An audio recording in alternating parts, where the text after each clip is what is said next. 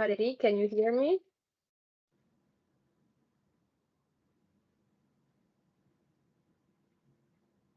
Good afternoon. Good afternoon.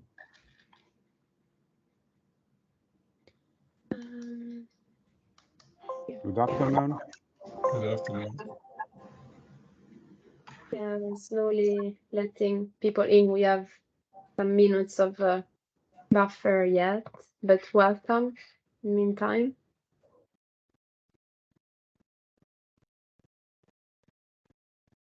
Thank you.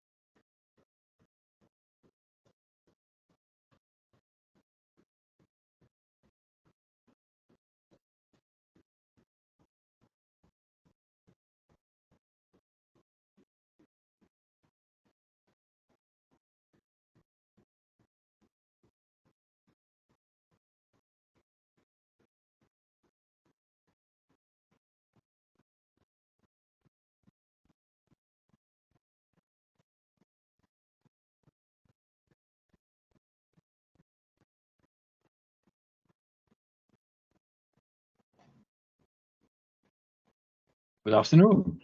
Good afternoon. Hi, George. Welcome. You. We are still waiting for 2-3 minutes. Let's see if other participants will come. Hi, Wim. Hi. Good afternoon. I hope you're enjoying the summer and the sun. I don't know where you are based. In Brussels, there's been really great weather lately, so it's quite nice. Here in the Netherlands, the heat wave is going on. So yeah, that's a different perspective. Yeah, some nice weather, but yeah, it's also a heat wave. Yeah, maybe being Italian, I don't really see it as a heat wave. Like it's No. It's yeah, just but yeah, 28 degrees. So quite warm.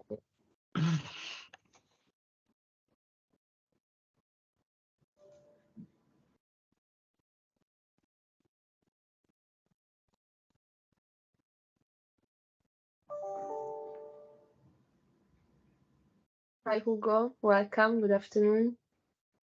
Thank you very much. Good afternoon, and thank you very much for the invitation. Wonderful. Our pleasure.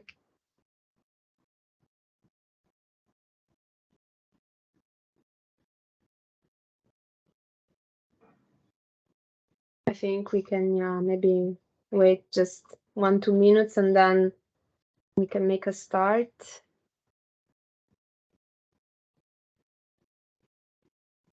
Yeah, my colleague Valerie is sharing the presentation. So let's see if we wait 1 more minute only and then we start. But I think maybe we can make a start. We are 22, so in the interest of time, let's make a start. So good afternoon, everyone. thanks for coming. Thanks for your time in this like summer sunny afternoon. So the webinar of today, we can go to the next slide, please. I'm asking my colleagues, we are in different rooms. If you are already familiar with the Green Deal's Project Support Office and you have been to previous events, welcome back. My name is Giulia Martino. I'm a consultant at Ecoris, and I'll guide you a bit throughout this couple of hours together. In case you are new and you are new to the project, just a couple of words. What are we doing? What is this Green Deal Project Support Office? So it's really briefly, it's an initiative of the GRTD, and this platform, this support office, is run by Ecoris. And today you have me and my colleague Valerie, who was in touch with you, and a couple of other colleagues you might have interacted with, and Ricardo, another company. And the aim is really to support and foster activities aimed at making the project, so you, a lot of people that are today in this call, projects that are funded under the Horizon 2020 call dedicated to the Green Deal, cooperate, create synergies, and hence really maximize their impacts to really move towards the objectives of the Green Deal. So it's really to build connections and build on each other experiences to move further towards the general objective of this call. If you want to know more, you can visit the website, or you can also feel free to reach out at the email address indicated. You will get these slides, so don't worry for it. If we move to the next slide, just a couple of really brief housekeeping rules. This meeting will be recorded. It's mainly for internal use. But for these, so if we go to the next slide, please.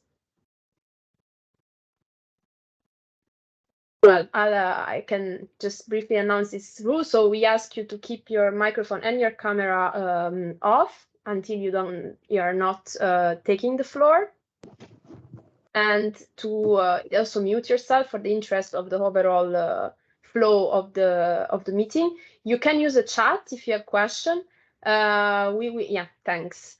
You can use the chat both if you have some technical issues with audio or video, whatever, but also to ask questions. Note that there will be a Q&A sessions after, like a bit at the end of the webinar, but you can already start putting your question there, and then I'll call you and we can discuss about it. But don't just raise your hands and in the middle of the presentation, because otherwise we interrupt the flow. So what's on the agenda? What's on the menu for today? If we go to the next slide. Yeah, thank you, Ines. My colleague put in the chat the website that is in the slide if you want to know more about the project itself. So today, after this really brief introduction, I'll give the floor to Wim Hanches from the GRTD, from the Unit on Bioeconomy, if I'm not mistaken, who will present the pathway of food system and data, because the topic of today is really this, is how digital technologies and data management system can really foster the transition towards a sustainable food system. So that's the topic of today, the context. So we'll have first this presentation by Wim, and followed by a series of presentations of projects that are three of them. The first three are under this Green Deal Horizon 2020 call. So we have three of them.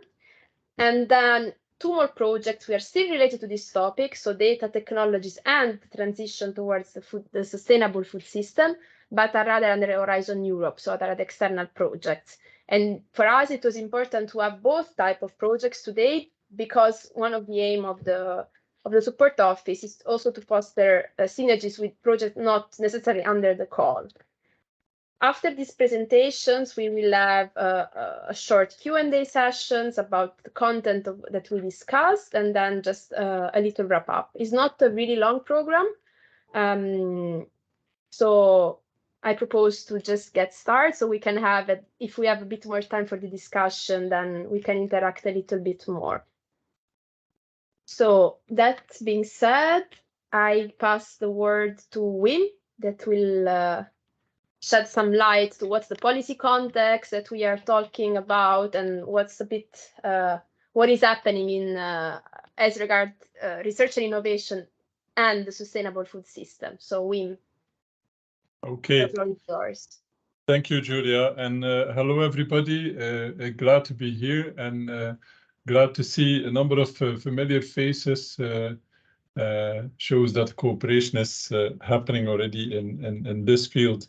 So my name is Wim Huygens. I work at DG Research and Innovation in the unit called Bioeconomy and Food Systems. So we deal with both, of course, knowing that food systems are an important part of the bioeconomy. So I was asked to give a short intro on digital technologies for a sustainable food system. And if I can have the next slide, then I'll show that I'll do that in 3 parts. I'll say something about the EU policy context. I'll say something about a policy initiative that we have for research and innovation in food systems called Food 2030. And then I'll come to a number of projects. But next slide, please. If I start with the policy context, then of course the policy context for a lot of our project work and our research and innovation policy are the EU political priorities, and not in the least, of course, the Green Deal, aiming for climate neutrality and for a more sustainable economy and society. But also the Green Deal being a growth strategy for the EU. Sustainable food systems are an important part in that. The Green Deal covers a lot of ground, many initiatives, an enormous amount, more than 50 legal proposals. But there is focus effectively also on sustainable food systems through the Farm to Fork initiative, which aims for what you see on the right, addressing the food systems of today and aspiring to a more sustainable food system from the 3 perspectives. So not just addressing the transgression or the, let's say, the fact that we exceeded the number of planetary boundaries on climate and environmental issues, but also making sure that food systems are economically sustainable and that they are also socially sustainable. For example, they deliver the health and nutrition that is needed, the safety in terms of food, and are inclusive and just.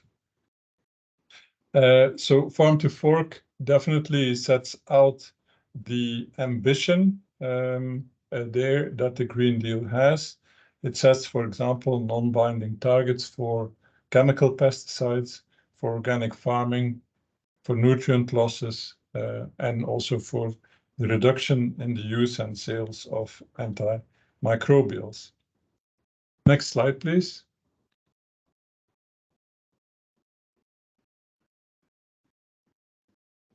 To succeed in this transition that is outlined in Farm to Fork, this transition for food systems, digital can effectively play a part. And often there is talk about the twin digital and green transition, but a good question is whether it does actually represent today a twin transition. Is digital contributing and delivering its full potential for enabling an environmental, social, and economic sustainability? Is that happening today?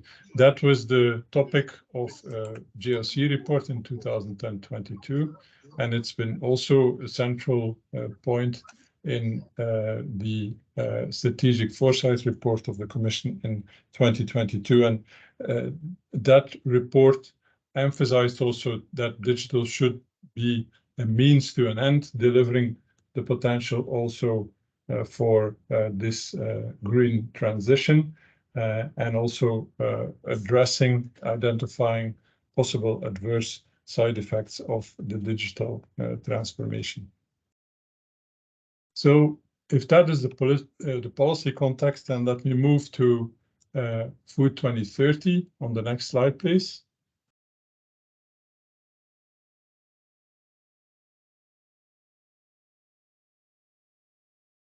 And you can go immediately to the next one. Because here I want to explain what in DGRTD, in bioeconomy and food systems, we have been doing since 2016. We have identified the many issues related to food systems and identified also that research and innovation is key for transforming these food systems to a more sustainable future. This initiative asks basically for research and innovation to step up and to deliver on a number of priorities that are outlined here to the right: nutrition, climate, circularity, and innovation. It advocates also that to address a lot of the priorities, to address the challenges related to food systems in all these areas, a system approach is needed. It's no use to address problems just in agriculture, but we need to look across the entire system, see the interconnectedness between the different parts, see the interconnectedness between problems, see the interconnectedness between also other systems like the energy systems, and work with that while we try to find solutions in research and innovation. The aim is, of course, to arrive at a more sustainable, inclusive food system that delivers on these priorities. And the aim is also to arrive at a food system that has less impact itself on climate, for example, through more sustainable diets and environment. This is the initiative on which that we have been working. We organize regularly conferences to bring together the community that is dealing with this. And one thing that I want to mention here is that please save the date, because this year we will also on 4 and 5 December, we will have a Food 2030 conference. But let me continue to provide a little bit more detail about Food 2030 by going to the next slide.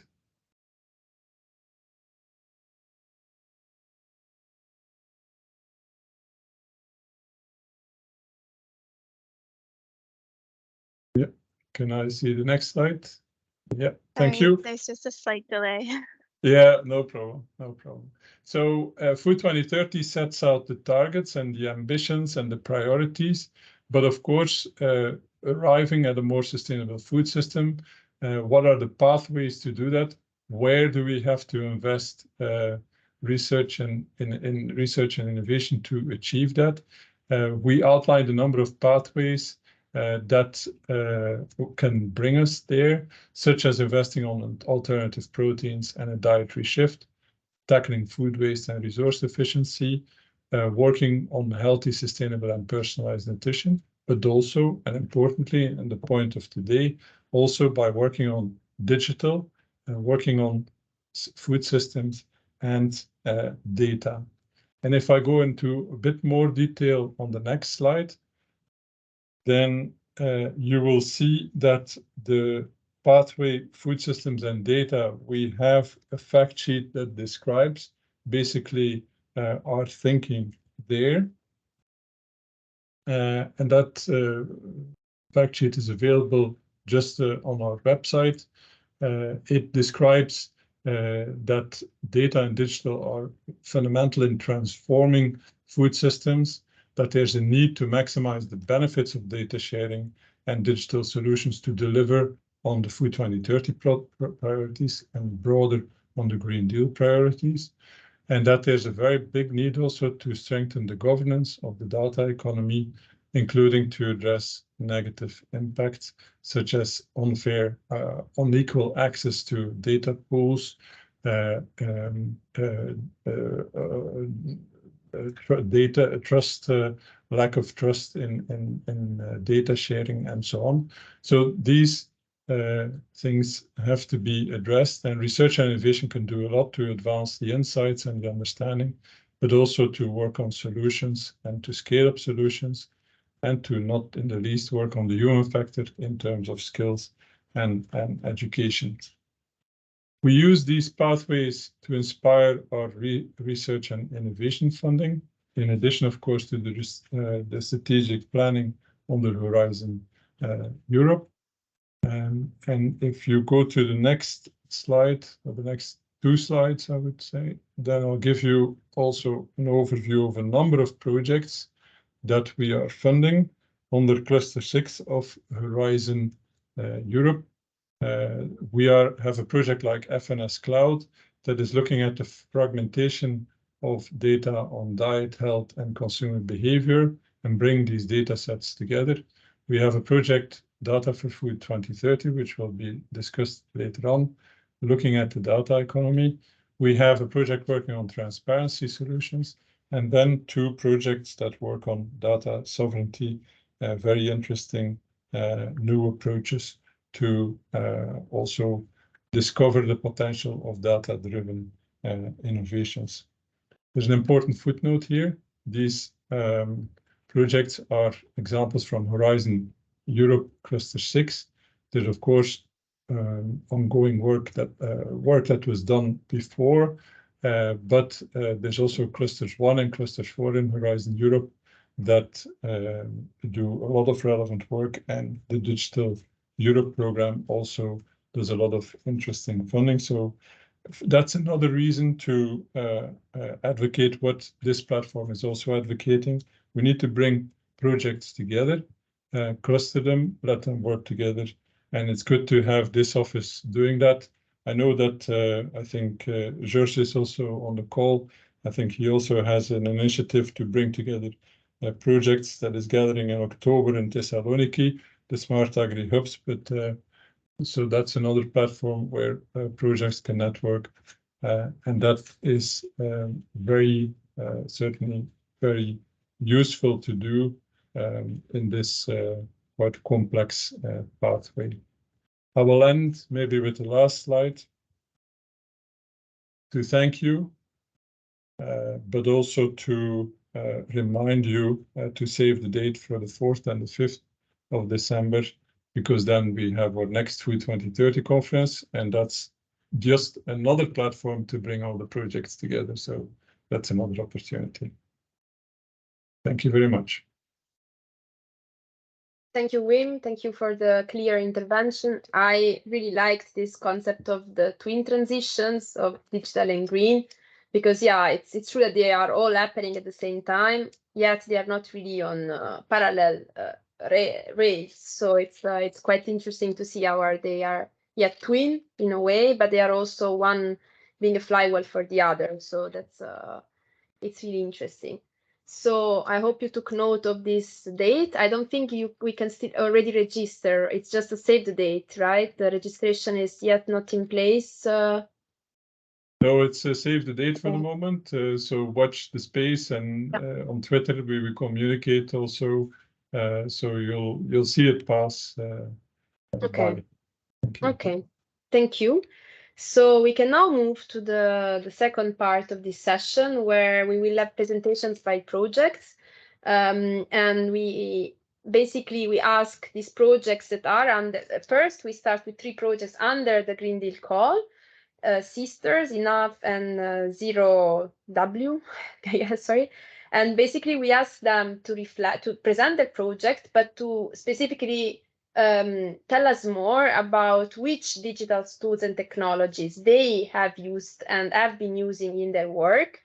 What are the success stories that they have, and then maybe other projects can build upon, as well as challenges and barriers that they encountered, and also what could be the future for these digital tools that they are developing or working with. So this is a little bit the context, and we will hear from this project individually how this has been approached.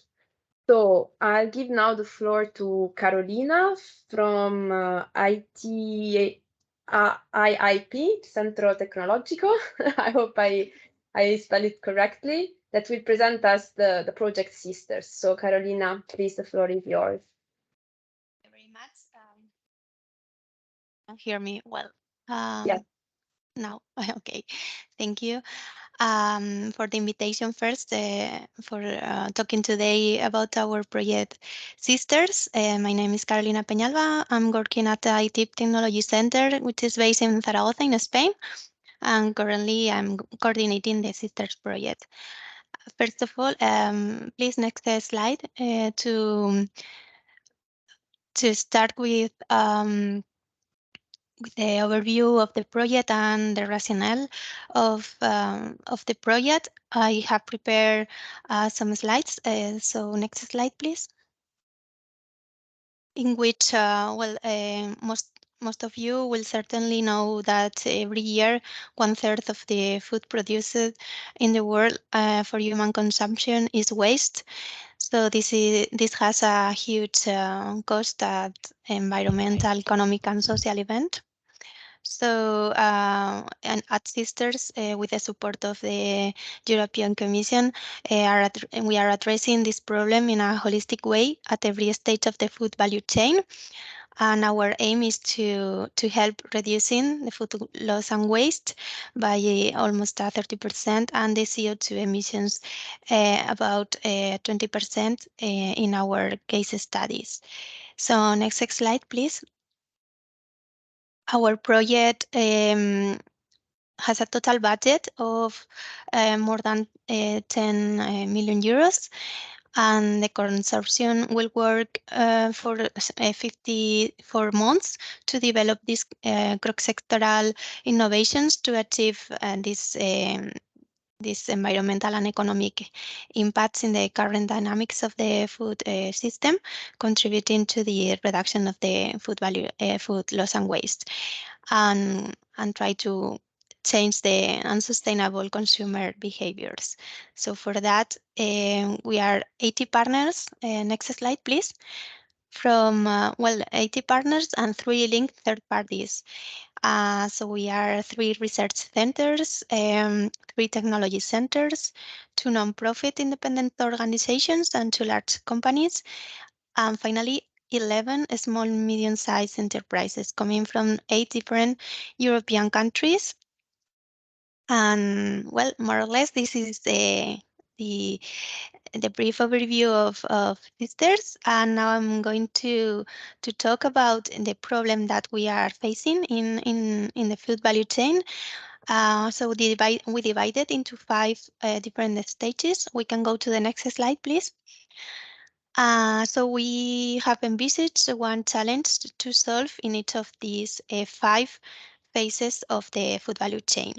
The first one is the primary producers, that they do not have a convenient, open, and easy to use tool to sell fruits and vegetables.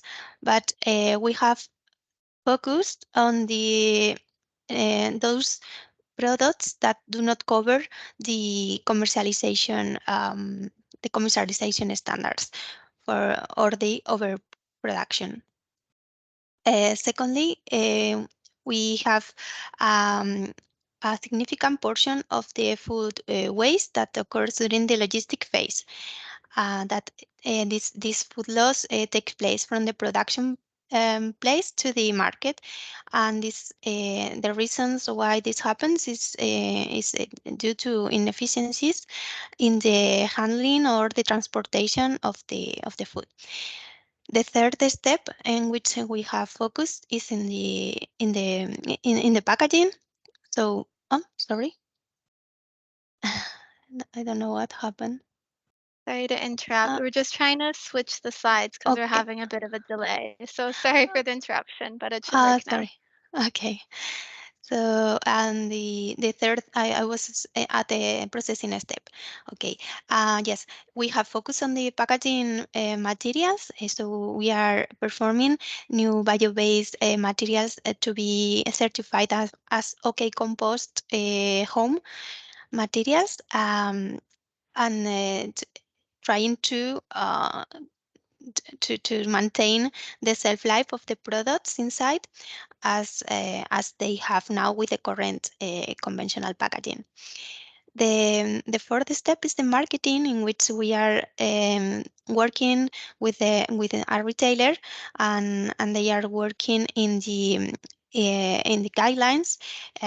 So because some unsustainable marketing practices can be changed, and we have noticed that consumers today expect better sustainability credentials from their chosen supermarkets. So I will explain it a little bit later. And finally, the consumption stage. The problem is that uh, up to 10% of the annual tons of food waste in Europe is linked to the data labeling. So we will work in that, in the misinterpretation of labels exceeding, for example, the expiration date, and that kind of things that can be confusing for the consumer. So we can go to the next slide, please. And we will talk about the solutions that sisters propose. For the first step, for the production, we are creating the first European sort chain platform for primary producers to sell the discard production, favoring local economies, providing access to nutritious and healthy food that is not being sold right now to consumers. And for the second step, the logistics, we are developing two smart containers that are reusable and that are being designed to diminish the food loss during the transportation and maintain the bulk and pack food conditions as ideal as it should be.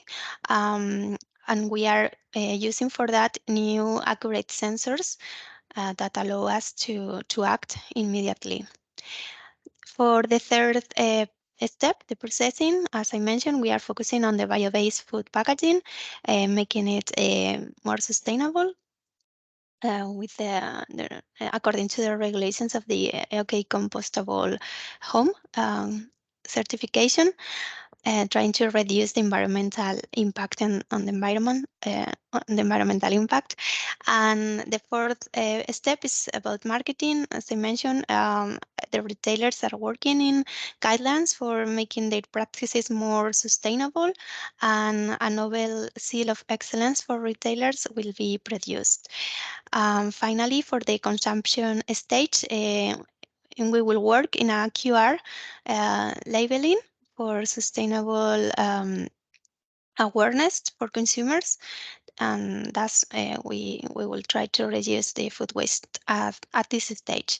And today I will focus on the production stage, the logistics, and the consumption briefly. So we can go to the next slide to explain a little bit more about our searching platform for primary producers.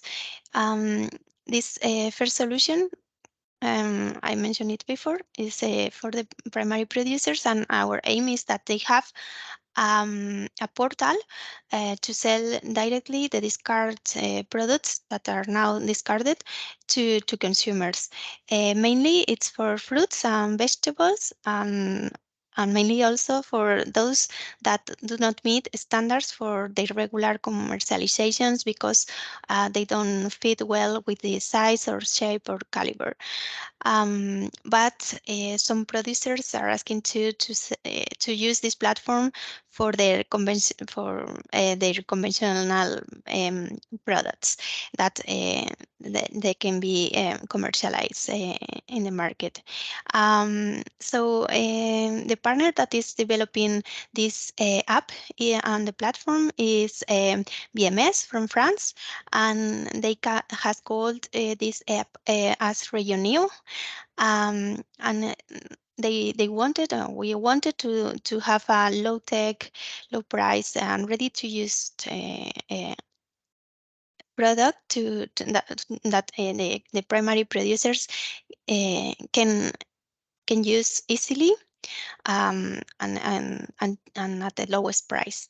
Right now, the platform and the app has been launched, and now we are doing tests with producers, so they can give us some feedback. As I mentioned, for instance, they want to to sell other products, not only those ones that are discarded. And so the app is really very easy to use, and it can be customized as the producer wants. So we will take their feedback into consideration for the next step. We can go now to the logistic, please. And I will talk about what we are doing at this phase with these containers.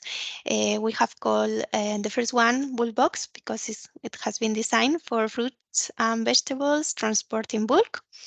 And at ITIP, we are working on the container perspective and in design according to the requirements for the transports. We want to be this container foldable, easy to use by the producers, because we don't want to change a lot the way they work right now. So we are trying to adapt their considerations, their feedback to the requirements for this container. The sensors that we have developed right now are working for temperature and humidity, and the communications to the cloud has been optimized in this period. And now we are working on the CO2 and O2 sensors that will be they will be used also when they are optimized, and we will be included in the sensor kit. And also we are working on the design of the store box that will be dedicated for packed food.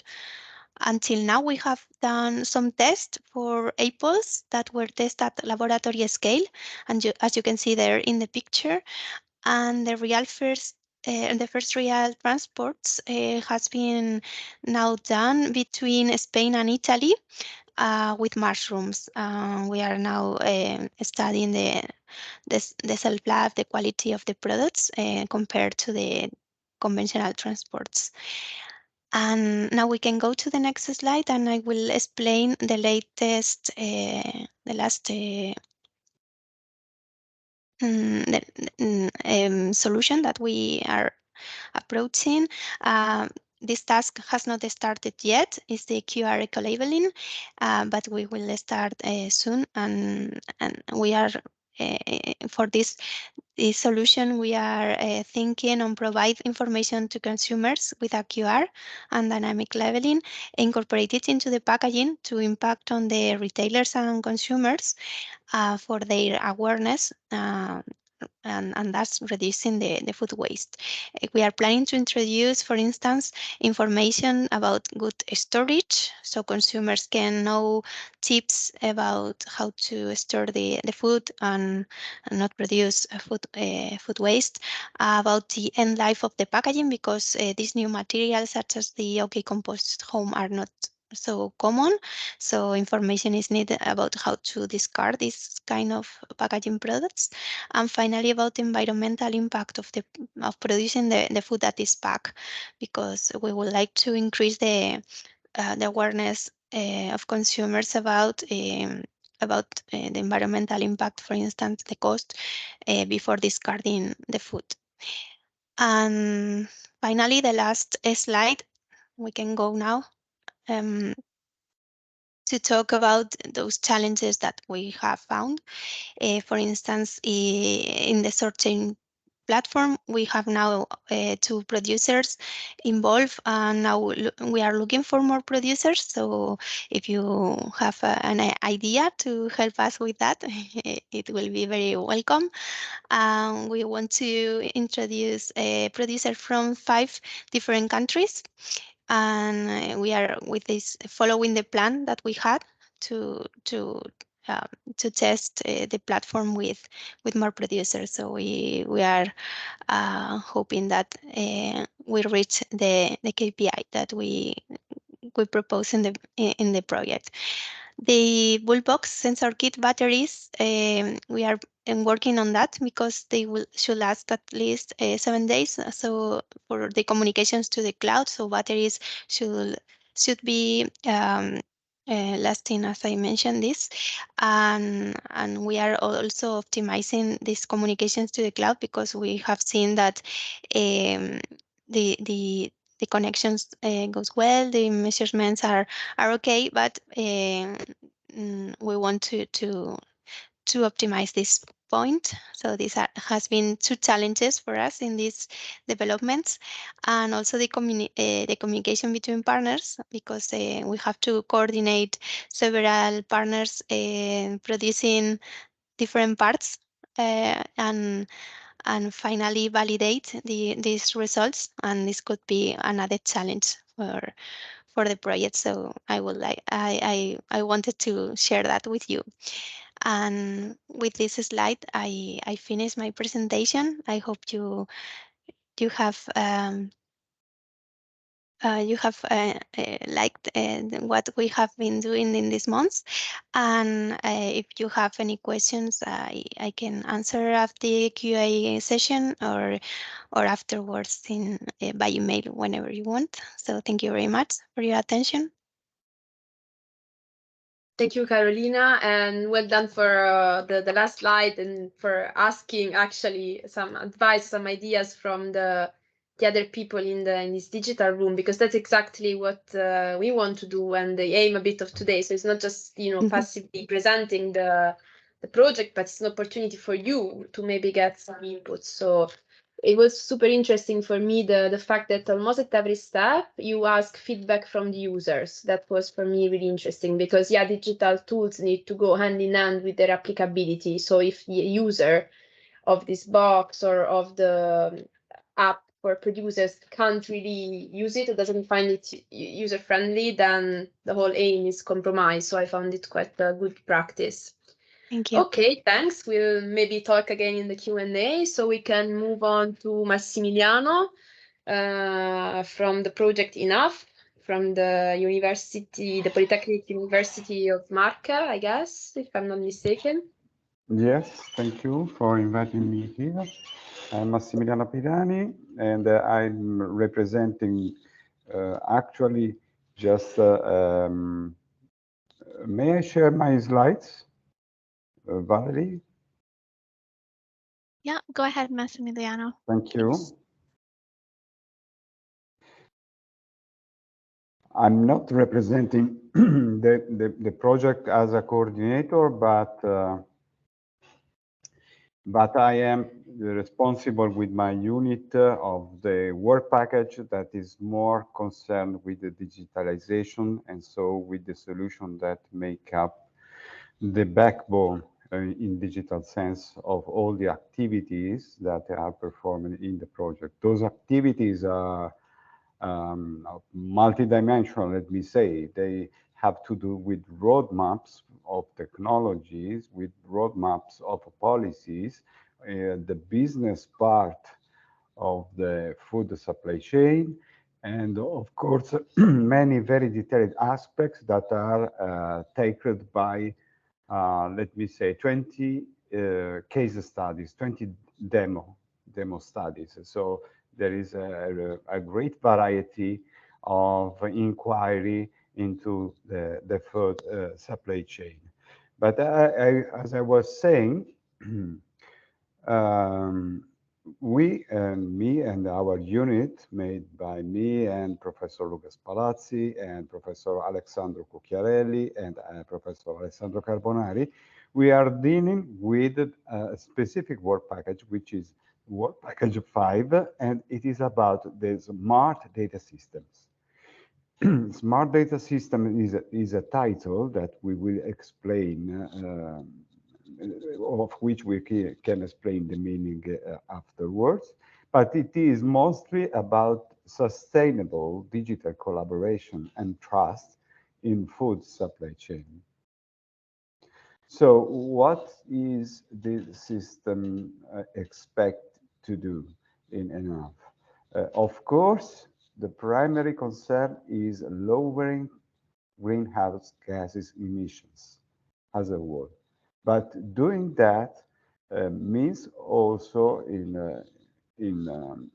simultaneously to raise other objectives of the sustainable development goals, like, for example, affordable and clean energy, decent work, industry innovation, responsible consumption and production, climate action, and of course, the partnership for the goals.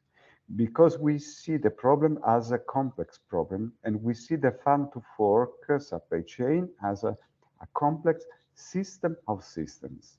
So we tackle the problem as a whole and as parts at the same time.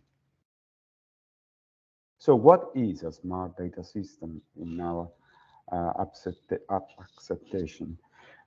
We try to connote the meaning of this title in three parts. The smart part means for us intelligent and simple at the same time. With intelligence, of course, we mean new frontiers of intelligence, human or machine intelligence, but mostly to be smart, to be intelligent is to find a way to be more in contact with citizens' needs, to go towards, as I saw in the presentation before, it's interesting, the low profile, the low tech of things in order for people to accept the technologies that we provide with our research. And also we have to be so smart to look for utmost simplification because we are in a complex context and we have always to strive for simplification. Data, of course, data is the key word of everything in the new digitalization, but the problem is that data are a lot already today, and we make a lot of efforts for making the right analysis of them. But most of all, there are a lot of data that we don't use actually still. And so we have to complement the acquisition of data, the analysis of data with a control part in the sense that we have to use the data to close the loop with actions, actual actions in the field. And so we don't only have to observe, but we have to do. And we have to do now, and we have to do at real time if possible. And then the third part is system. The acception of this system word is the system in the general system theory or also in the systems thinking acceptation of the term.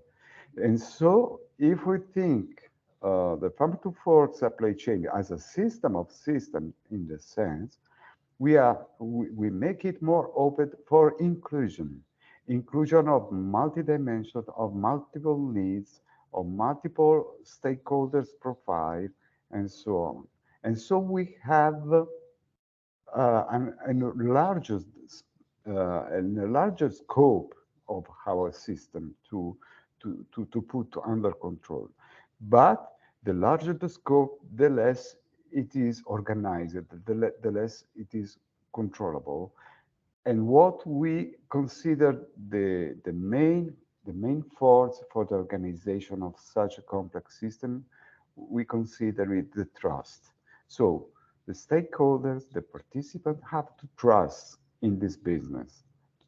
They don't have to be forced, but they have to find some incentives to be there. And what surrounds all of this is for us also sustainable computing. We cannot avoid to think about this because, okay, we can digitalize, we can compute, we can make very amazing thing today, but we have to have a look also at the impact of this solution. We cannot apply brute force digitalization everywhere. We cannot make the digital twin of the whole world. And so we have to find a clever, adaptive, and lean solution for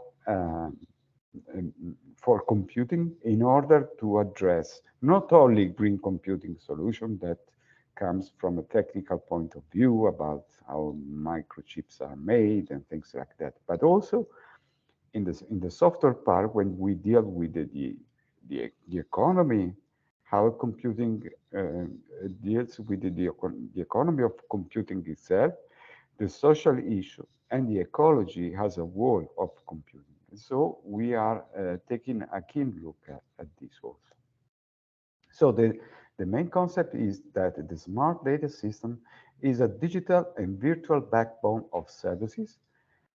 Initially, it was thought as a wrapper of services, but now we have arrived at a even more effective solution that has to do with an ecosystem of front-end services, but also has a choreography. It's a choreography of processes, and we have uh, to manage them in a holistic way as well. And also we have to elicit the co-creative behavior of participants in this framework. And we have to look for interdisciplinarity, but why not a transdisciplinarity too? Apart from it being a little bit far-reaching now, but we have to look towards this also. And of course, with sustainability inside, because it is the keyword also for Industry 5.0. Of course, the food supply chain is a particular industrial process, is made up of several industrial processes, and Industry 5.0 is the current playground. In this project, we will not present today any technical, let me see, scheme or graphs, because we are in the first period of the project. We are reviewing the project next week, and we will have an important meeting afterwards, the week after. And so in that meeting, we will present the solution of the first solution of the smart data system that integrates 3 levels and many solutions coming from other European projects. In particular, results that were at the TRL 4 and between 4 and 6. Now we will bring with a new glue towards an innovation level at the TRL 7 or 8.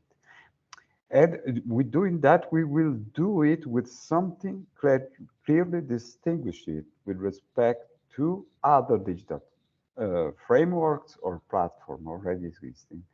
And for us, the key is the trust, as we have said also before, because trust is the way to make impacts and is a uniqueness of this framework. And in this framework, the essential list of technologies that we are dealing with are the Internet of Everything, so the Internet of Things, but not only machines, not only physical things, but also processes and humans. The blockchain and distributed ledger technology. The blockchain here has a very, very huge role in the making of the trust and of the choreographic behavior of the processes. And we will use also mixed reality solution, holonic decision support. These are less famous, but please refer to our publication to check out. And then multi-agent system and active database management system, and also, of course, the operational technology that underlies the processes. So we see the whole of the supply chain also at the same time as a whole and parts.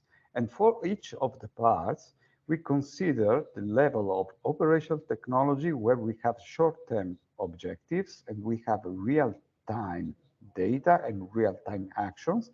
And then we have a level with a longer term, which is the decision support. And here we implement holistic management and control through the construction of indicators or suitable indicators that mostly have to do with reputation of the actors, of the participants, performance, of course, and sustainability. But sorry, they have... Massimiliano, sorry if I interrupt you, but a little Yes. bit in the interest of time, if we could slowly go to the Okay, end. I will go very we fast. give then space to the other project. Thank you, sorry. Okay, sorry. So yes, I go fast. Now what we face is the convergent actions of humans and machines in this project. So the role of the human-centric is very important, and it is also the paradigm that guides a lot of other paradigms in Industry 4.0 and 5.0. And you can see here that we have the blockchain, the asset administration shell, the fiber project, which is a very famous European project, the cyber physical system, the systems thinking, the RAMI 4.0 reference architecture, of course, digital twin and extended reality put together. And last slide is about the ambitious role that this smart data system would have. Is the matchmaker between things that humans are better at and machines are better at. So the role of humans and the role of machines are renewed in a new synergy. So thank you very much.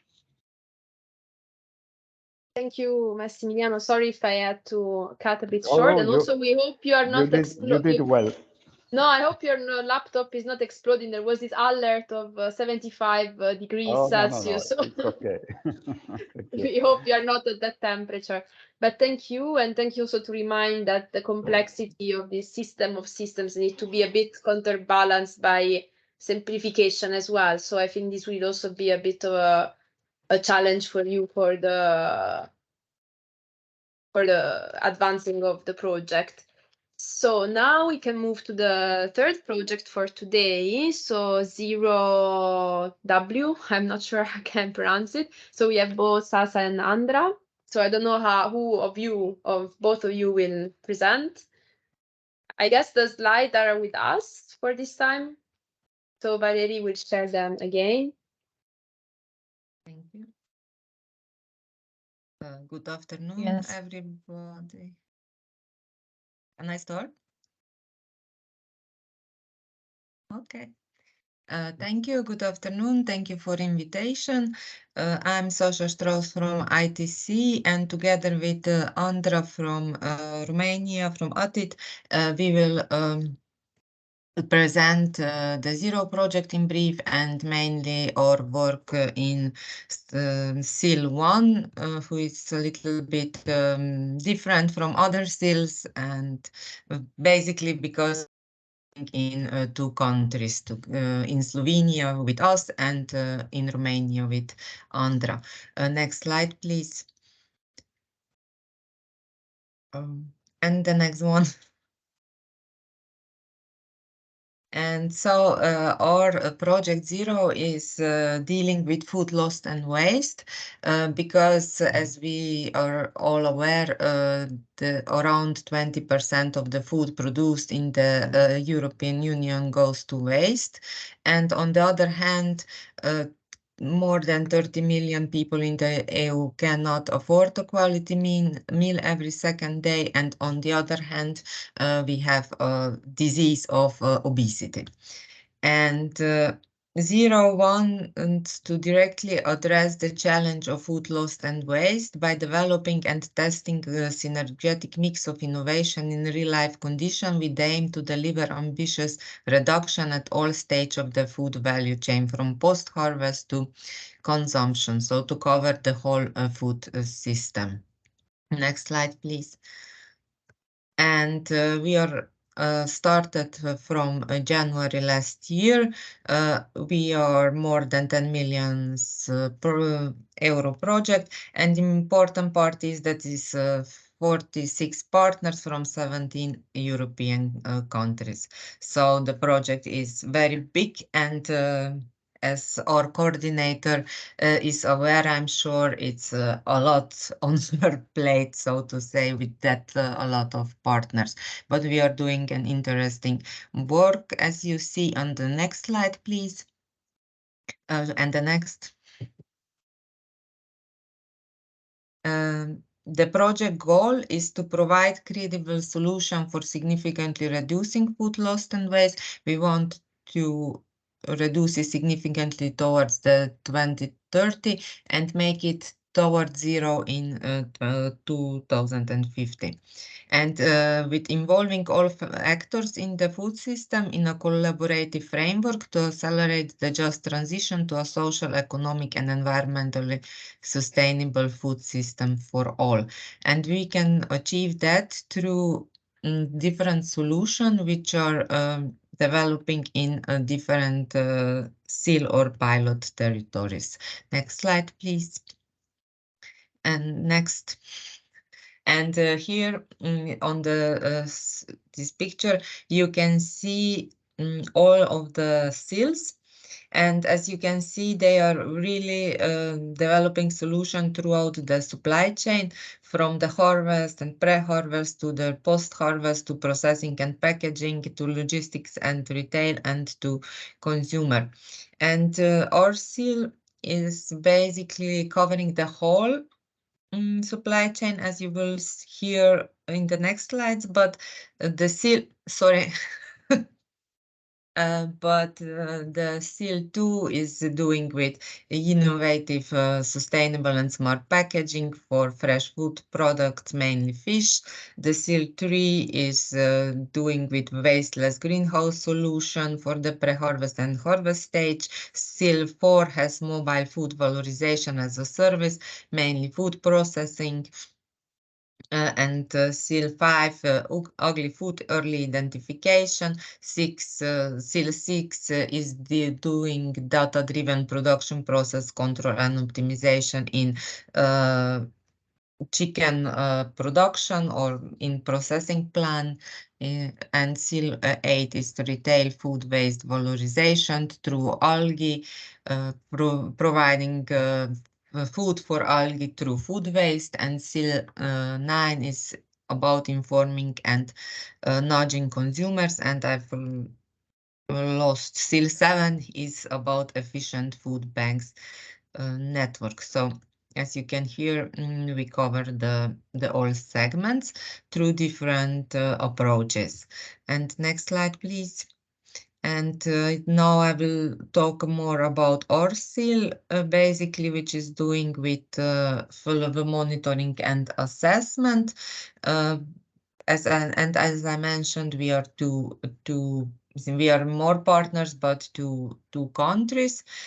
And we challenges in our part was that we have a lot of food waste actually in our country, and also in Romania even the bigger amount, but we count only the waste that has entered the public waste management system, and that is not the whole food loss and food waste that is currently in the entities along the supply chain.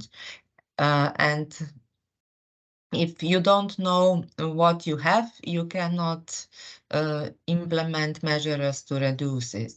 And another problem is also that we have a lot of varied food loss and waste definitions, which are mainly focusing on volumes and neglecting all other aspects. And it is really important to measure and monitoring the food lost and waste, actually, because when we are doing some research in another project, actually, and when we are talking with entities, if they are monitoring the food lost and waste, they are saying that we are not monitoring because we don't have it. And when they start to monitoring, they just get aware how much food lost and waste they actually have it.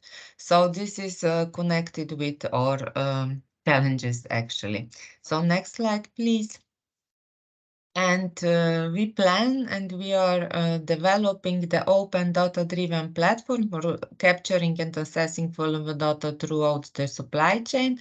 We want to have the systemic approach to collecting data and to have it more more automatized actually, and to have the data that they inputted, but also to calculate the food loss and waste through other data, and to have better insight into where the problems arise and allow intervention at critical stages of the value chain.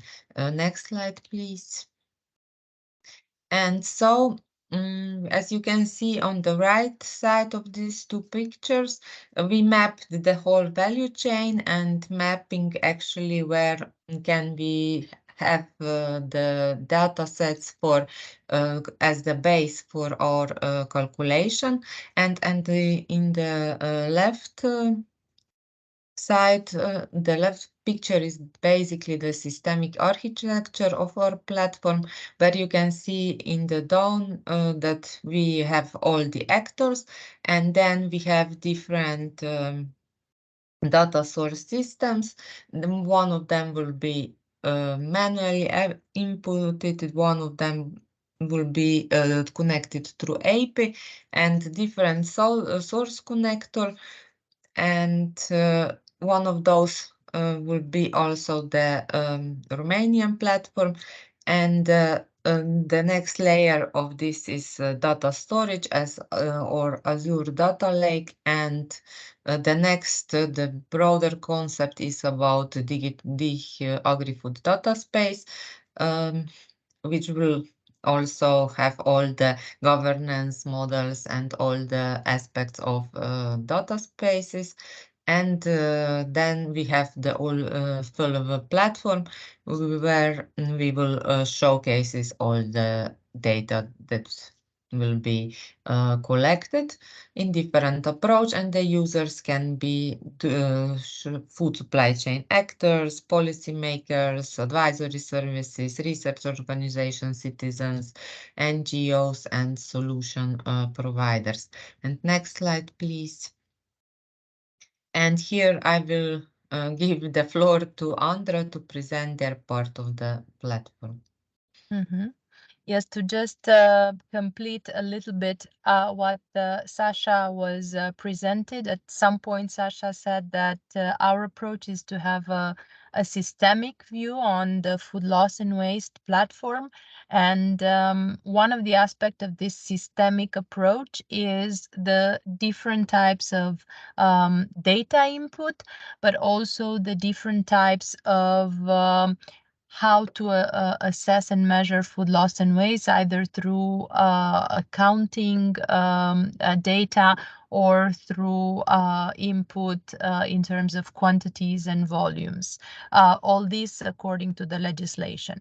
So what we thought in Romania, in the testing part of the platform, is to include in the data from the platform a range of actors across the food chain, which go through three scenarios, so that we have one scenario which focus on actors from cooperative production to sustainable living communities. So we want to follow in the platforms actors that come from a community called Colina Nouă near Cluj, and they already are certified as a zero community, zero waste community, and they have their production and they compost their waste. So we want to have that scenario, but also to have a scenario where we follow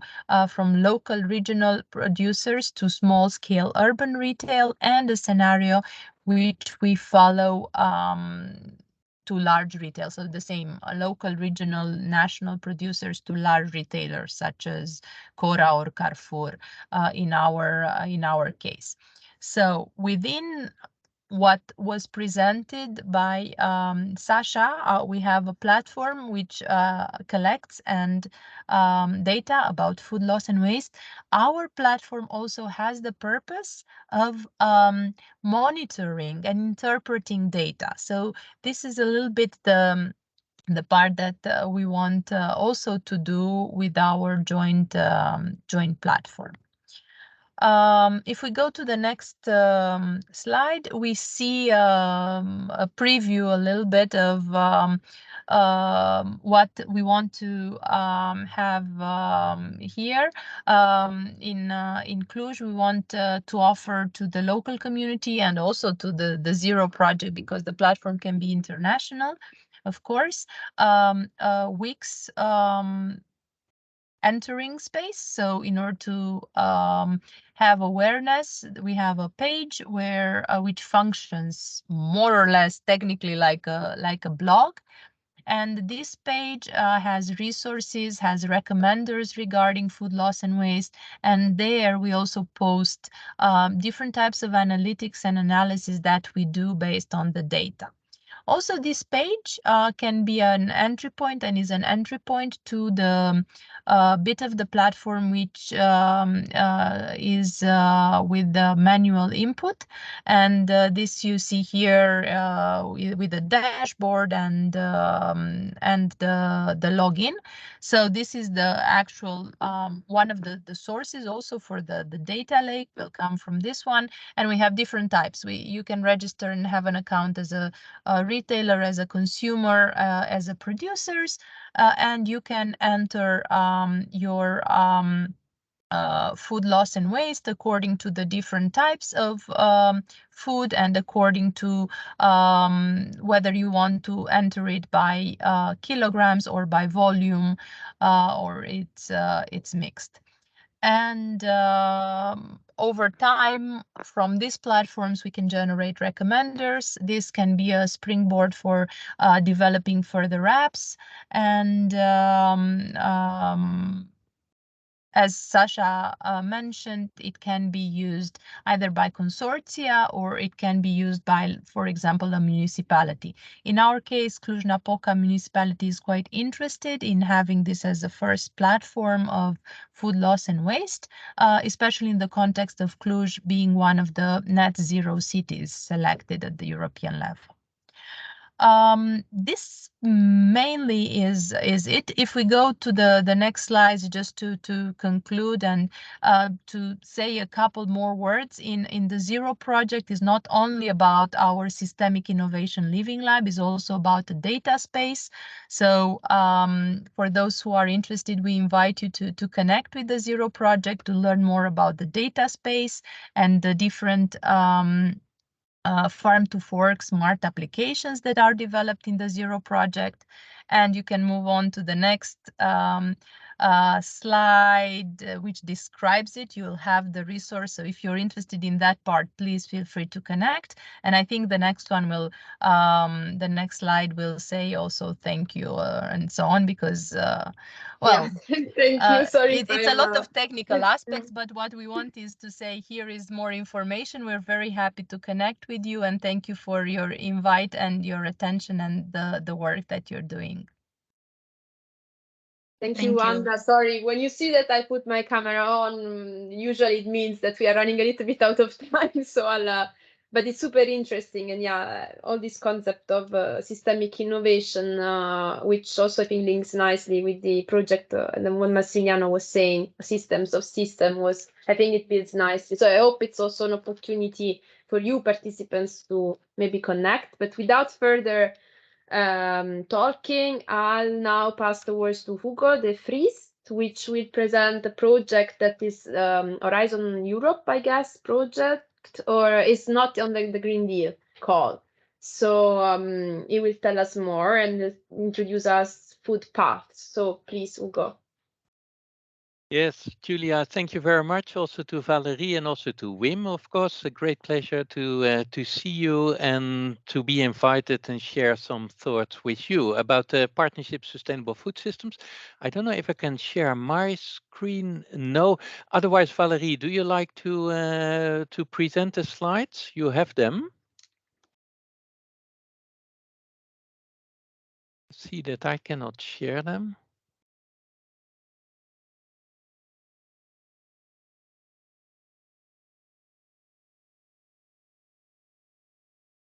Yeah, that works also. So if you like to go to the second one immediately. Yes, Thank you very much. Well, dear participants, it's a pleasure and honor to talk to you about the Partnership Sustainable Food Systems. That's a long trajectory, and there is a preparatory action, which is a CSA project, which is called Food Passes. And then, of course, for today, what is the role of digital technologies or the potential role in the future partnership? If I may have the next slide, please. Food Passes is a project that is preparing or developing the prototype partnership, because the partnerships are very big vehicles. It's a new ways of joining forces in Europe between member states, between their funding agencies, research organizations, private sector parties, and so on. And these are very big vehicles. They are expected to be of the size of a couple of €100 million, 500 million euros or plus. And to develop that, the Commission decided to have a call, to launch a call, and to have a project which is preparing this partnership, both in terms of its governance model, in terms of its way of operating, its key examples that may be used to extract questions that can be addressed in the future partnerships, either internally or via open calls.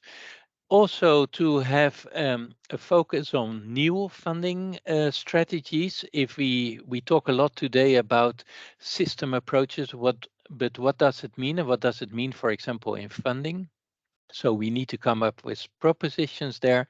We also are asked to develop a sustainability charter for universities and parties in their local ecosystems. So we try to develop that with universities, and we have some other tasks. We are not just a consortium of partners, but we are especially a consortium of networks. If you click once more, Valerie, then you will see on the right and also a little bit on the left the different networks that we represent. We have networks that are uniting cities in the world, like ICLAI and the Milan Food Pact, that are over in total 3,500 cities, with always a sustainability agenda. We have the regions united in ERIAF in Europe present. We have the countries or the member states involved. At the EU level, the joint research centers, and then at the global level, the One Planet Network as a key example with the FAO, the World Wildlife Fund, and so on. So that is more on the public side. Then we have on the private side, the industry, the food industry via Food and Drink Europe, but also the farmers and the cooperatives.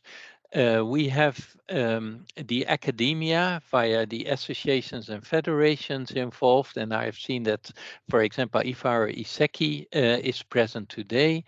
And we have the foundations, and that is Filia, that's a network of many foundations in Europe, and especially one of their focus groups is on food systems. So we try with all those kind of organizations, see if we can work in a new way together, because it's the overall ambition of the Commission and the member states to now try to have combined actions that we see back in the vision. That's on the next slide, or in the second next slide, because we have first, why is it necessary to have an partnership for sustainable food systems? I think we all understand the needs. Already wonderful examples given for food waste, for obesity, or other problems that we face in the food area. Of course, our biodiversity loss, all the consequences of climate change, and so on. Those needs are described, there is evidence for it, and there are actions defined. If you like to have more information about it, the documents prepared by the SCAR, the Standing Committee on Agricultural Research, the Working Group on Food Systems, together with DGRTD, they have prepared several documents, a narrative, a template, and now in SRIA, the Strategic Research and Innovation Agenda, they describe what this partnership is about. And if I go to the next slide, there it is stated, if you click 2 times, Valerie, thanks very much. The vision is that we know that the problems are so huge that we cannot act individually anymore. We need to have collective actions to tackle the 3 dimensions, as Wim already outlined in his introduction. And if we don't do that collectively, we will not accelerate the transition towards sustainable outcomes. And we do that by mobilizing research that's on the in the mission, but that is, I think, very common sense here. So I don't want to go into more detail. Valerie, if you like to click twice, please. And then we go to the next slide directly. There, and this is now becoming for the digital technologies or digitalization in a large scale. What are the areas that this partnership is focusing on? And first, I have to say this partnership was asked to focus on post-harvest or post-farming, post-fishing. If you like to reach sustainable outcomes, of course, we need to work together with the partnerships in the primary sector, for example, agroecology or blue economy. But for this partnership, there are now 4 focus areas defined, and that is on the vertical. If you like to click once more, please. The first is change the way we eat or what we eat. There's a strong focus on the diet, healthy and sustainable diet. The second is change the way we process and supply. We have already seen examples in the presentations before. Change the way we connect as citizens. So this is a lot about consumer behavior and contextual elements. Where is a consumer be connected to food systems? And then change the way we govern food systems. Those are the thematic focus areas of this new partnership. And then there are 4 transversal activities. So the next click, please. That is, how can we tackle the issues in those 4? That is by co-funding and programming, by having an observatory, so a lot about data and data sharing, and that is also mentioned in some of the previous slides, very important in digitalization. The knowledge hub of food system labs, so how to work in living labs, and then not only at the local scale, but also how to connect them at the European scale, and then knowledge sharing and scaling. So that's also connected to our future education programs. All this information you can find back on the SRIA, and you can find it on the SCAR website. The next slide, please. Then we have posed the question, food systems, we are all talking, we all use the word, but what do we really mean with it? And yeah, we say it's dealing with all actors, they are all connected, and they are all dealing with all our resources, etc., etc. But if you tell that to your neighbors fall asleep. So the question was, how could we present it in a way that all people understand? And I cannot ask it personally to you, but I presume that we all have been playing games in our lives. So we all recognize that a game has a structure. It has a playing field, it has players, it has pieces that you can move. There are rules that you have to respect. There is the time, and then you have the outcome. And of course, we like to win. And if the wins are our sustainable solutions, we are in the right way, heading in the right way, but we may also have lose outcomes. So can we use this to position our digital technologies? And then I come to the last slide. And there I've put a lot of question marks. What are the digital technologies that will become relevant in this future partnership? And that's not up to me to say, you are the expert. So we hope that you provide input to say, what are the digital technologies that require attention in the future partnerships, which are underdeveloped, which pose questions, which may see or may lead to trade-off somewhere else that could be on other continents and so on. I've listed here some. Of course, artificial intelligence will play a key role. For example, at the level where different food actors are exchanging information. Then we can think about the decision support tools of the future or argumentation models. We need to get a better understanding of systems themselves. They are complex systems. Could they be complex adaptive systems that overall they function in such a way that their outcomes be and will always be sustainable? So what do we need to know for that, and how can, for example, modeling help us? We need to know a lot about boundary conditions and what can ICT bring there in a positive sense, but we may even look to the Digitalization Acts and the questions that are posed by the Commission. We need to, if we look to outcomes, we need to better try to foresee. We cannot predict the future. If you can, please send a message to me. You're immediately recruited, but I presume we cannot. And so can we develop scenarios or studies that can help us and that can guide our activities in a structured way? And there also digitalization, of course, can play a key role. We need to do a lot of mathematical modeling, bioinformatics that will go on. In all the moves that we make, you have already listed quite some. Industry 4.0 today, 5.0, robotics, digital twins, benefit risk assessment tools we need, and so on. And then, of course, we cannot forget our environments. Are we able to develop computer-aided virtual environments that can mimic what takes place in one context, but which can be used in another context by changing conditions? And of course, overall, we need information technologies, brain imaging. If we look to our behavior as actors, as players, we need, of course, all kinds of sensing or sensors. We need to be capable to deal with big data sources for our observatories and so on. And so I think those topics are all relevant, but what are the most relevant ones? And that is, I think, and I hope that you will speak up, that will become the topics of the future partnership. With that, I like to thank you. I come to the real last slide. Digitalization will play a fundamental role in understanding, but also in organizing or maybe even auto-organizing our food systems of tomorrow. Thank you very much.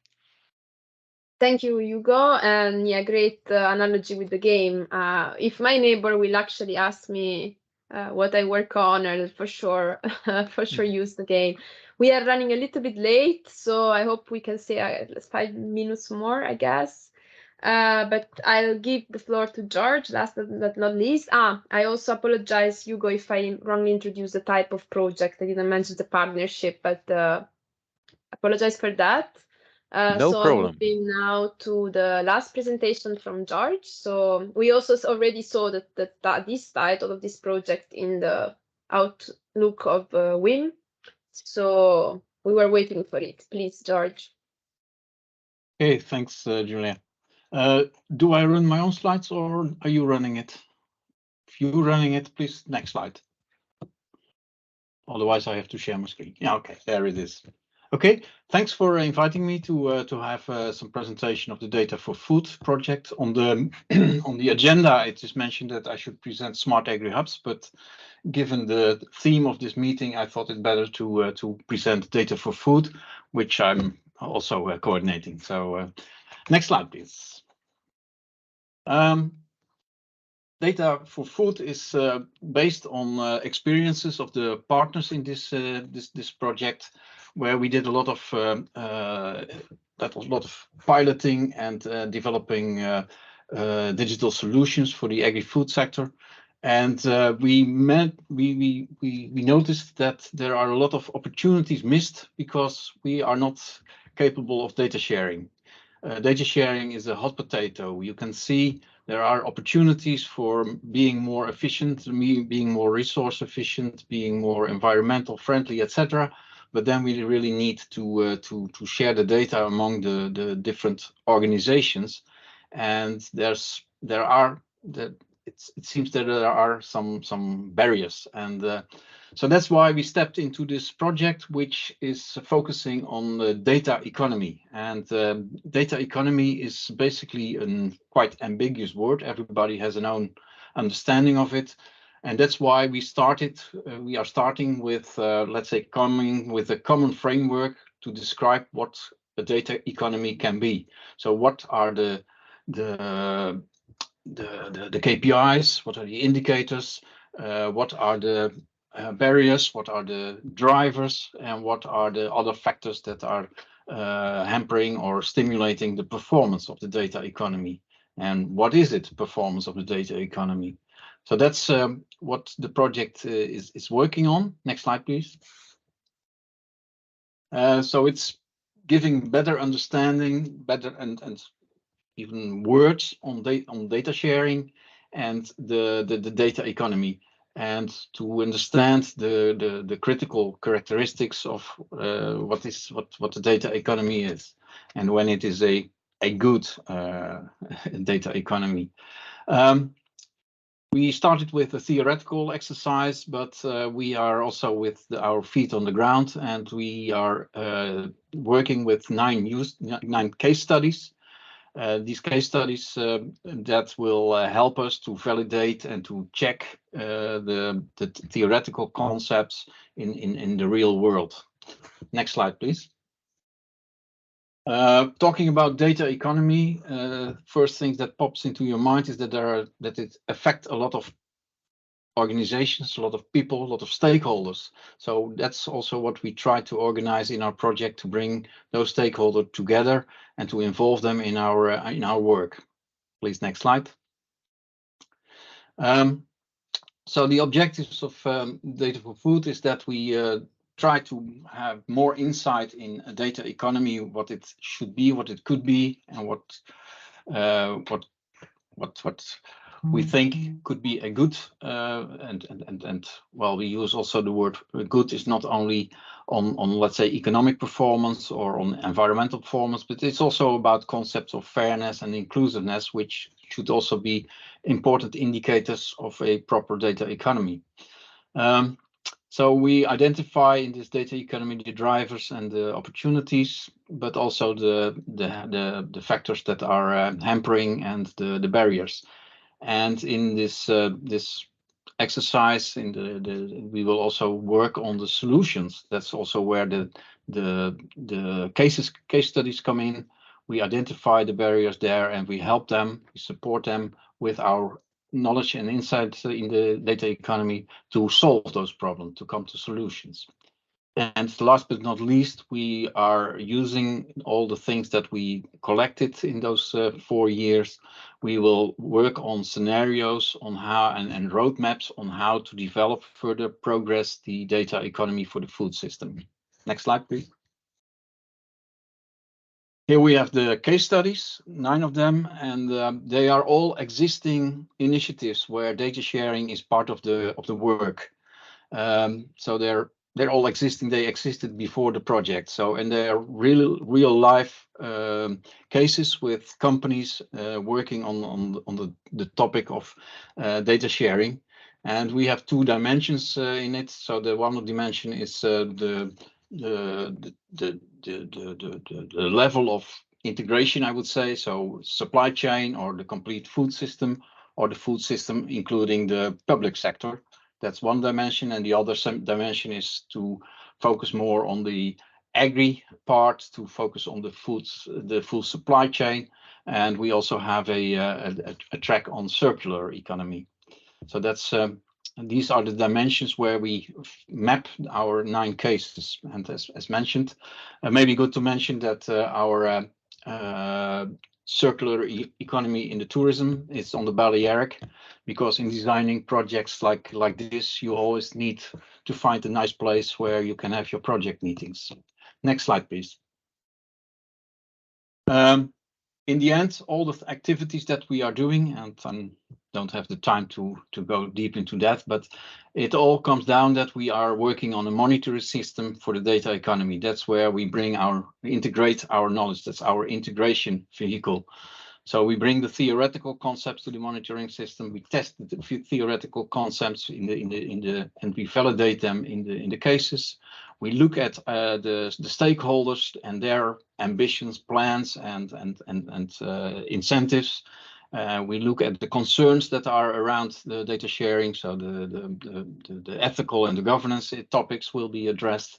The role of the government and the legislation that is going on. A lot of things are going on in that area, as we all know. So we are keen on having good insight in that and how it affects the data economy. And from that, we also want to give recommendations to the policymakers and to the legislations to adjust and to make it to make also the legislation more, let's say, attractive to have a flourishing data economy. Next slide, please. The project is, it's a 4-year project, and we started last September. So currently we are busy in mapping and doing a lot of desk research on the theoretical concepts and mapping that with the case studies that we have and other insights in let's say the real life. The next phase is that we start diagnosing and see if we can put in the data in the monitor and see if we can do some diagnosis. And the last phase in the project is on improving, coming up with suggestions and ideas to improve the legislation and policy recommendation, and also on the other level to help the case studies to improve their performance in the data economy. Next slide, please.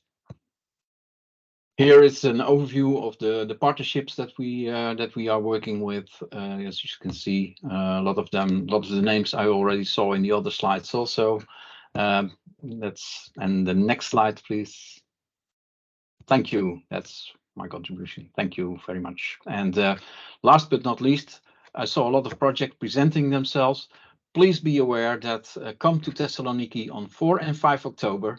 There you will meet 30 projects at least working on the same topics as we have discussed the last hour. So I think there's a lot to learn, because I also saw a lot of ambitions that might be solved already in other projects. So please come to Thessaloniki in October. Thank you, George. Thank you for the presentation. Sorry if you had to accelerate a bit for the sake of time. Could you share in the chat maybe some details about this Thessaloniki event, so that maybe other colleagues are aware? So and as you said, yeah, it's nice to it's always good to have a good place for meetings. So maybe they will be more engaged. So we are running a bit late, but nonetheless, I think it's really important to have at least a little bit of a Q&A, provided that you can also reach out to participants bilaterally. So there was a comment by Wim on, I don't know if you want to articulate, Wim, or if the reply that has been given to you by Carolina is already clear. No, I thank Carolina for the reply. Obviously, the projects are working together, so that's good to see. That's the purpose, I think, of this meeting, to interconnect between projects. So that's clear for me now. Yeah, thank you. Thank you for the question. Yes. Are there any other questions? Or ideas that you had of cooperation, or like things that this could be useful for us? Wim, please. I want to take not a lot of time, because the projects can ask questions to each other. But one thing that I'm wondering about is many projects must struggle with the fact that they try to bring together the owners of problems related to the green transition in food systems. On one hand, thematic experts that are aware of, let's say, the food system aspects, and then digital experts. My experience is that it's very difficult to bridge these two communities, to bring them to a fruitful collaboration. There's a jargon that they have to break through, and that also, I think, is worthwhile to explore between the projects, how that can be better done. Also, something that I think people will have common is that there's a huge potential in the digital technologies. There's a huge potential in data sharing. Often these potentials stay theoretical and do not scale sufficiently in the market, because the design itself and the scaling up doesn't have a systemic approach, like the behavioral aspects, for example, for scaling them up or developing them are underdeveloped, and also that is a great area where people could work together. Thank you, Wim, for the interesting question. I see that George has maybe a reply for you. Yes, I fully agree. I fully agree with Wim, and the way we are working in our project is that we are, let's say, committed to the objectives of different DGs. So we have supervision from DG Agri, from DG Connect, and now also from DG RTD. And I think that also brings you that brings you in other, let's say, silos where you can benefit a lot. So our relation with the DG Connect brings you in another, let's say, spirit where it's much more about business and implementation and the high TRLs, so to say. That's another and you can learn a lot from these different environments. And it's important when you work on digital that you also have connections with the parties, the organizations and the companies that are doing really the advanced stuff. And usually they are not in food or agri, but they are outside there. My 2 cents. Thank you, George. And Hugo? Yes, thank you very much, Wim, also for this, I think, extremely important remark. What we have seen in the past, for example, in Manufuture, there was a real connection of people from the food sector and from the ICT sector and the engineering sector, logistics sector, and so on. But it is somewhere also a little bit lost, and it would be wonderful to have an initiative where this is structurally done. For example, one of the best institutes, I think, in the world in Santa Fe, who is dealing with complex systems, they have united people from mathematics, informatics, economists or econometrists. They have biologists and so on, but they don't have the food sector in their scope. And this is something what we definitely can and should do in Europe, and we don't have it. Just we have joint research centers also in France where we have combined it, but it is not done with the focus of really working structurally for the coming 20 years together on the key issues in sustainable food systems. So I think it's a wonderful idea, and would be great if it becomes a structured action. Thank you, Hugo. So let's wait for some initiatives, maybe bring these two ICT and food agri community together. Are there any comments on this question or on others? If not, maybe I can ask a question which is a little bit related to this. And we have heard twice today the word trust. So it was touched upon trust across the supply chain, so meaning among different actors. It was this a little bit earlier, Massimiliano. Then I think it's a pity because then after the slide on the trust, there was this chain. I asked him to speed up, so he couldn't really spend a lot of time on this. And this chain of trust, yes. So, and then we also heard it from George, if I'm not mistaken. There was a slide where you did mention trust.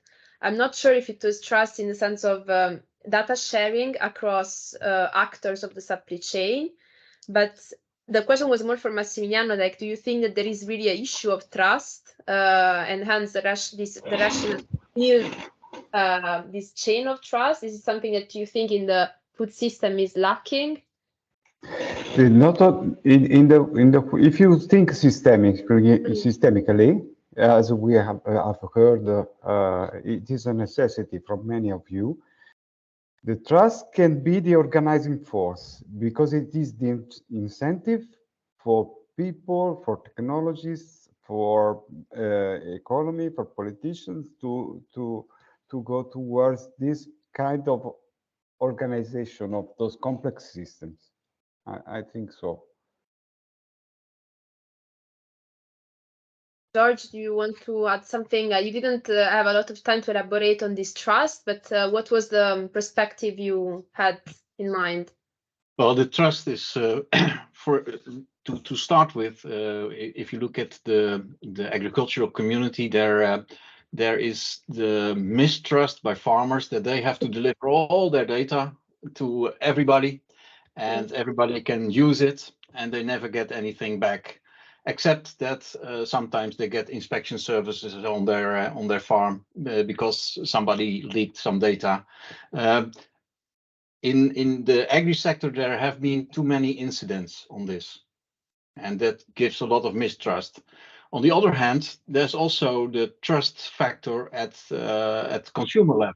I think that's also one that we have to keep in mind, and I think Massimiliano addressed that by the blockchain and to see if we can do some work on over there.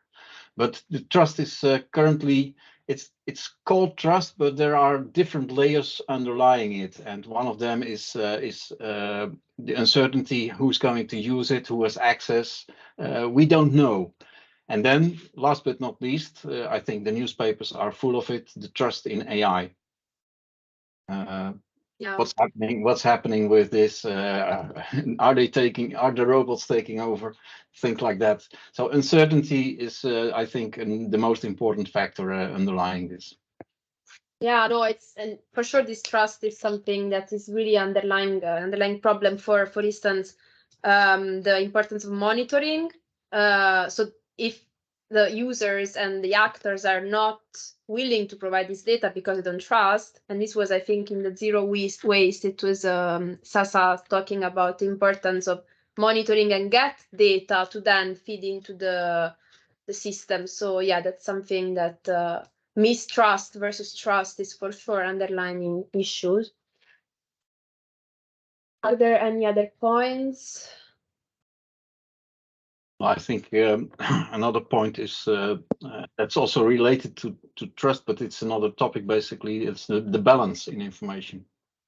If you give information, you want something back, and that's something that a lot of work needs to be done on that. The incentive systems to provide data to others is something that it's a give and take, and we are currently, in the cases that I was witnessing, currently struggling with a good balance in that. The feed supplier has all the data, so he can set his price according to the performance of the farmer and the income of the farmer that he knows about. So it's this kind of things that doesn't work very good. Yeah, definitely. Thank you, George. So also, in the interest of time, I think we need to start to wrap up. We heard quite some interesting things today, and yeah, supply chain approach and use a systemic approach to analyze the supply chain, how to use technologies to tackle food waste was quite. Hugo, sorry, you have something to say before the wrap up. Yeah, maybe also an information to share. The the Standing Committee on Agricultural Research, the SCAR Strategic Working Group on Food Systems, has a specific action on digitalization. So even if you want in your country also to know who is involved, please go to their website or ask the coordinator of it. That's a kind of combined action between the ministries, so that may help you also in finding information. So that is just and there was a report written also on that, what's taking place. So that is ministerial level where you may be helped if you have questions in your country. Thank you, Hugo. If you have the website for the committee or something you could put in the chat, that or people, they would maybe help.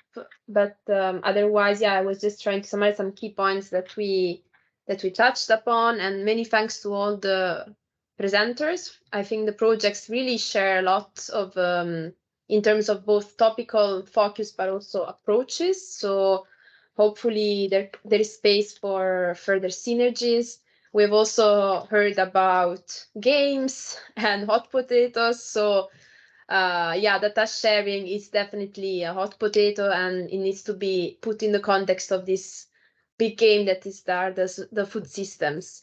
So I would like to thank you for your time and to bear with us even a little bit longer.